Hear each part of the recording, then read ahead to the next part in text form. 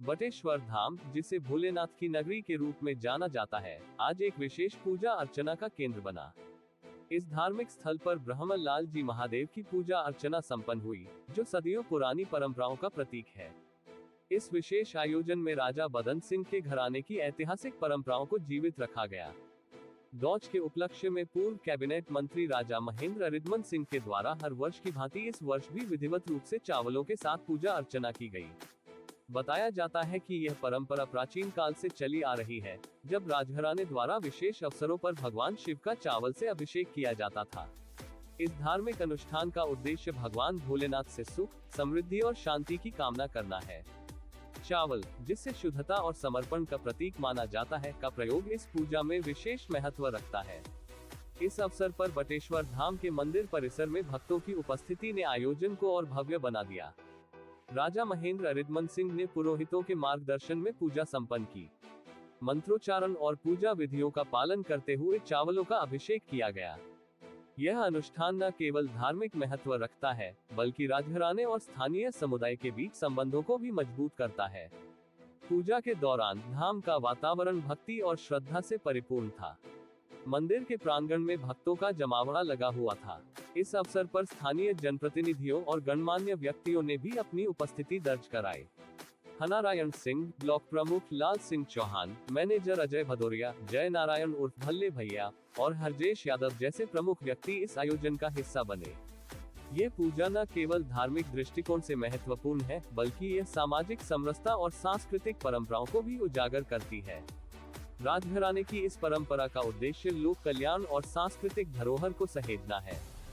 बटेश्वर धाम, जो शिव भक्तों के लिए विशेष महत्व रखता है, इस अवसर पर और अधिक पवित्र और आकर्षक दिखाई दिया।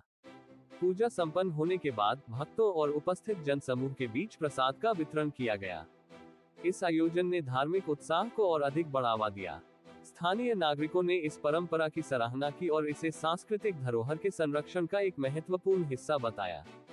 बटेश्वर धाम में आयोजित इस पूजा का महत्व इस बात से भी समझा जा सकता है कि यह न केवल धार्मिक अनुष्ठान है, बल्कि यह समाज में सांस्कृतिक चेतना को भी जागृत करता है।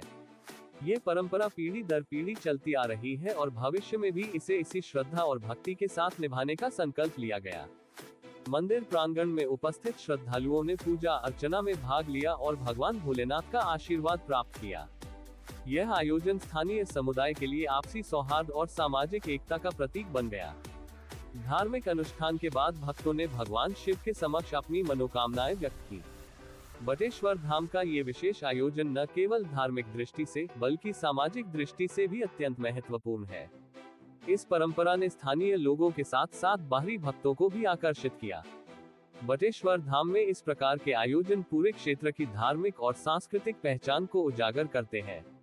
राजा महेंद्र रिदमन सिंह ने इस परंपरा को आगे बढ़ाने का संकल्प व्यक्त किया और सभी उपस्थित भक्तों का धन्यवाद किया। ये पूजा अर्चना न केवल एक धार्मिक कृत्य थी, बल्कि यह सामाजिक समर्पण और सांस्कृतिक धरोहर का उत्सव भी थी। बटेश्वर धाम के इस आयोजन ने क्षेत्र के धार्मिक और सांस्कृतिक जीवन में एक नई ऊर्जा का संचार किया है। इस प्रकार की परंपराएं समाज को उसकी जड़ों से जोड़ने में सहायक होती है। पूजा के बाद भक्तों ने मंदिर परिसर में दर्शन किए और भगवान भोलेनाथ से अपनी मनोकामनाओं की पूर्ति की प्रार्थना की। यह आयोजन संपन्न होने के बाद मंदिर परिसर से श्रद्धालुओं का क्रमिक विदा होना शुरू हुआ। इस अवसर पर स्थानीय प्रशासन और मंदिर प्रबंधन ने भी अपनी भूमिका निभाई। पूजा के दौरान मंदिर की स्वच्छता और अनुशासन का विशेष ध्यान रखा गया। VMH से राज यादव की रिपोर्ट। ये माननीय राजा रिदमन सिंह भदावर है, जो भदावर राजघराने के वंशज हैं। आज डोज का स्नान है, इनसे कुछ सवाल पूछ रहे हैं। महाराज साहब, ये बताइए, ये मेला में इस बार कोई प्रोग्रेस हो रहा प्रति वर्ष से, या वैसा का वैसा ही है? देखिए, मेला की तो मैं कह नहीं सकता, वो तो यहाँ के ही लोग बता पाएंगे क्या हो रहा, लेकिन हमारी उम्मीद और इच्छा है कि ये मेला तरक्की करे। जानवर कम हो रहे हैं, लेकिन व्यवस्थाएं कैसी है इसकी मुझे खास जानकारी नहीं। बताया जाता है पिछले 3-4 वर्षों से पशु मेला के स्तर नीचे गिर रहा है जी, तो ऐसा आप भी महसूस कर रहे हैं? हाँ, क्योंकि अब जानवर बैल वगैरह है नहीं, इसलिए पशु मेला कम है। घोड़ा आपके इस मेले का प्रचार प्रसार कम किया जा रहा है, इस वजह से कमी आ रही है। हाँ, प्रचार प्रसार भी होना चाहिए और तीर्थाटन के रूप में उत्तर प्रदेश पर्यटन विभाग को भी इसका प्रचार प्रसार करना चाहिए। अच्छा, आपकी जो पूजा हो रही है कब से हो रही है आपके पूर्वजों द्वारा? मुझे इसकी जानकारी इतनी है कि इसकी स्थापना महाराज धीराज बदन सिंह जी ने की थी 1644 में, और मुझे लगता है उसी के बाद से प्रथम पूजा राज परिवार के कर रहे हैं। गौज की प्रथम पूजा इस बार मेले में आपके पूर्वजों के द्वारा क्रीड़ा स्थल बनाया गया है आपके नाम से, जो खेल मैदान। मुझे प्रसन्नता है कि महाराज धीराज बदन सिंह जी हैं, जिनने ये ब्रह्मलाल जी महाराज का यहाँ पधराए थे, और उनका ही ये किला भी उनके द्वारा निर्मित किया गया है 1644 में। खेल गांव का नाम उनके रूप में रखा, मुझे बड़ी प्रसन्नता है, हर्ष है। अच्छा, दूसरा ये सुना जाता है कि पुरातत्व सर्वेक्षण विभाग मंदिरों को अधिग्रहण करने के लिए कुछ नोटिस जारी कर रहा है, उसके बारे में क्या कहना है आपका? अधिग्रहण तो नहीं, संरक्षण करने। हाँ, संरक्षण, यस। जी, तो और संरक्षण तो पर्यटन विभाग और संस्कृति विभाग एक ही मंत्रालय के अंदर है, तो संरक्षण तो हो ही रहा, संरक्षण होता रहेगा। संरक्षण के दौरान विकास होता रहेगा, इसका रखरखाव होता रहेगा। हाँ, संरक्षण भी होगा, विकास भी होगा, और इस आसपास के लोगों को जो 108 करोड़ की आगे मुख्यमंत्री और पर्यटन मंत्री जब यहाँ से घोषणा की थी, उससे ये पूरे क्षेत्र की पूरी बहुत सी तरक्की होगी।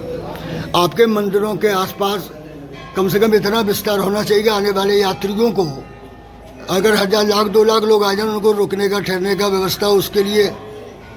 देखिए, कुछ तो जिला पंचायत ने बना रखी है, कुछ हम ट्रस्ट की तरफ से भी बनाएंगे कि ऐसा व्यवस्था हो जाए 20-25-30 कमरों की, रात विश्राम यहाँ कर सके और सवेरे का दर्शन कर सके। दूसरा, आपके तीर्थ के लिए कोई आवागमन के लिए परिवहन विभाग द्वारा कोई वाहन नहीं है, या 6 बजे के बाद कोई जा नहीं पाता, उसके लिए? जब मैं परिवहन मंत्री था तो मैंने बस सेवा यहाँ से शुरू की थी, और उसके बाद ये जब मैं परिवहन मंत्री हट गया तो बस सेवा यहाँ बटे से रुक गई। यहाँ से सीधी महावीर जी जाती थी। अब मैं फिर प्रयास करूँगा कि बस सेवा सवेरे आए और शाम को जाए यहाँ से। जी।